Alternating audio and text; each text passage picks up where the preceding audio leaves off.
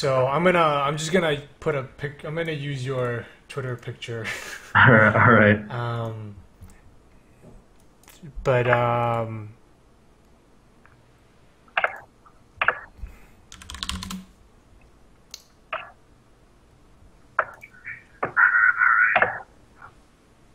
hold on a second.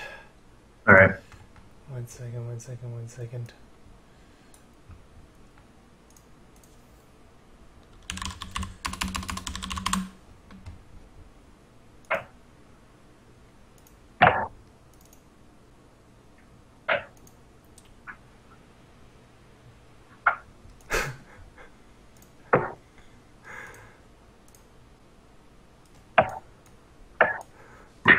All right, we don't have a video of Logan, so we're just gonna use his picture. But we have him on Skype. That's working. The Hello. game is working. I'm here. Let me just set up screen share so you can see what's happening on my screen. Looks like that should be it. Can you see the screen? Um. Yes, I Yeah, can. you can. It's the game.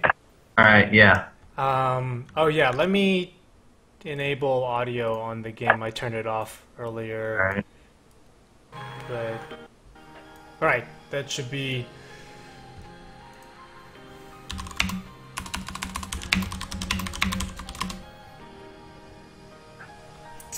Okay, and then let me just post on Twitter. All right. Cool. That took forever, but Yeah. now, Sorry now it's all about that. good. No, I don't know what's Google Hangouts always having problems.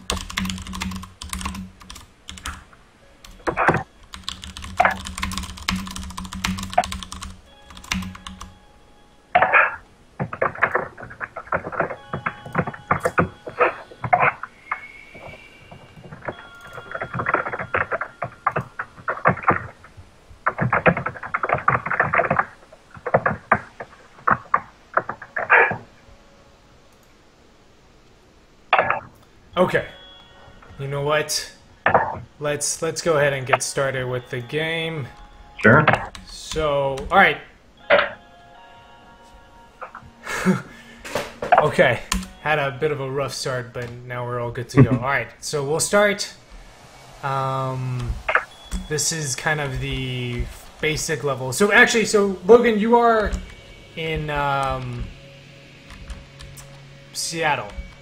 That's correct. Yeah. Yes. And I know you went to DigiPen. Yeah. I graduated a few years ago now. Right. And I should say with this build, there's still a bunch of placeholder art in it. So anything you see may be a work in progress. All right. Because this character right now doesn't have.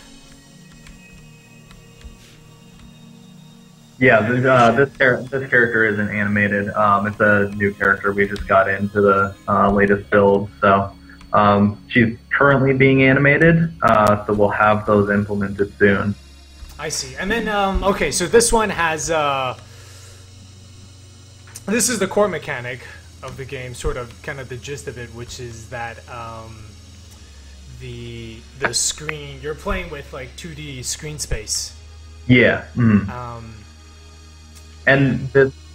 Oh, good. Sorry. Go ahead. Sorry, yeah, like, and just to give everyone some history, you worked on a game Perspective, which I think probably some people have played here. I know I played.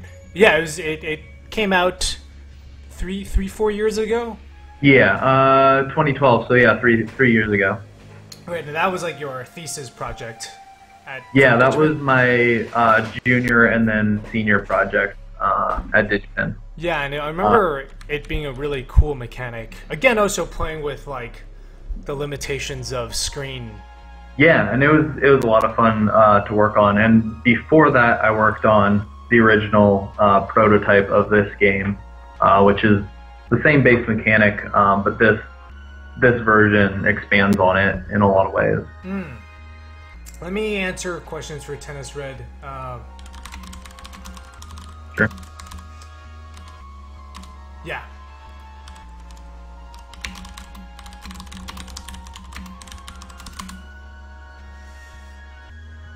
Okay, now let's get back to the game.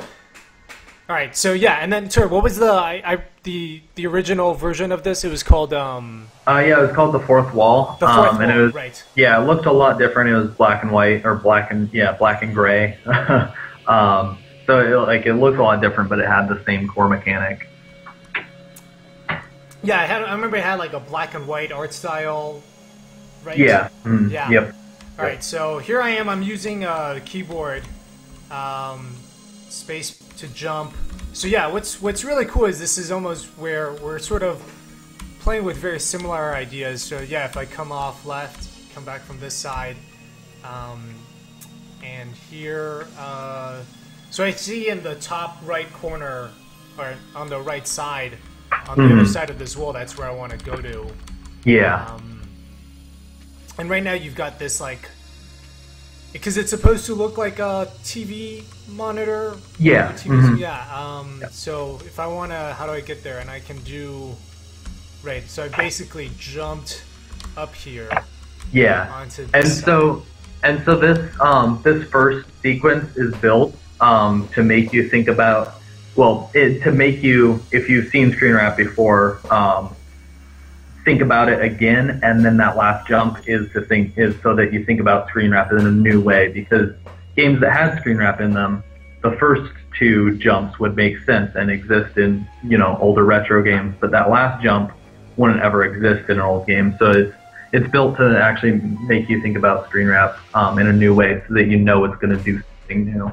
Yeah, because they don't usually, you don't see too often where they have the wall not extend. Yeah, exactly. Yeah. Yeah. And that first that intro part where the camera is actually moving with you, that we found that we needed that. It used to start just on a still screen, just on that still screen, the camera locked in place. And what we found is that once people got here, when you have control over the camera, they got really confused, because in the previous level, they're like, oh, I thought it was a static camera. Right. And so we tweaked it so that right away, it's a camera moving with you like a normal platformer, and then it locks it for you, so that you can kind of see that it's going to be locking and unlocking. Yeah, that's always a really tricky thing with puzzle games, like these two ideas that seem really simple. Moving camera and screen wrapping, right? But like, you have to realize they're two different ideas, and like the order in which you teach them has an impact. And I think you're right. Like, definitely moving camera and then screen wrap is the right order. But yeah, like, because in my game, I've also had a bunch of those things that seem really simple, but makes a huge difference. Yeah. All right. So, by the way, I love the way the grass. I guess that's parallax. Yeah. Yeah. You don't see vertical parallax too often. It's a really nice touch. Yeah, I mean, we're making it in Unity, so it's Right. literally just placing it in 3D space. So it's nice to be able to do that. So no wall jumping. No wall jump. All right. Control. Oh, I see. So control lets you freeze. So, yeah. I see. Okay. Yeah. This reminds me a bit of the way Braid has the effect when you reverse time.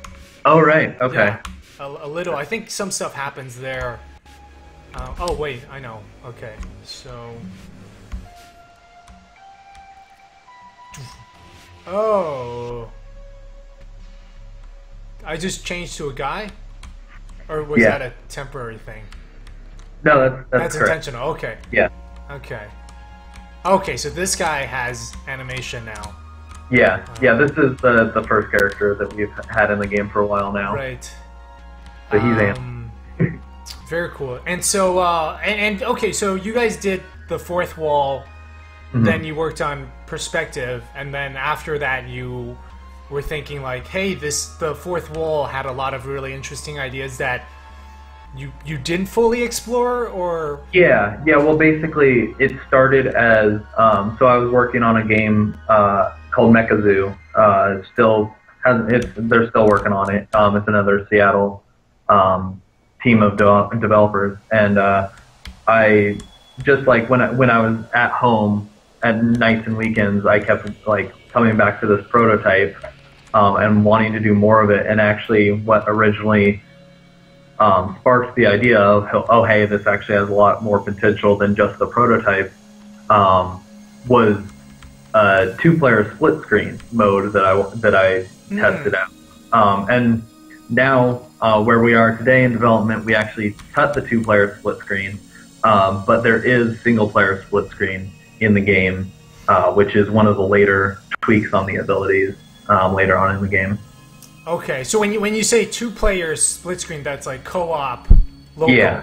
Mm-hmm. Right. And we did have that in the game. It was really similar to single-player split screen, but right. a lot more difficult in terms of design and programming. So we just had to cut it.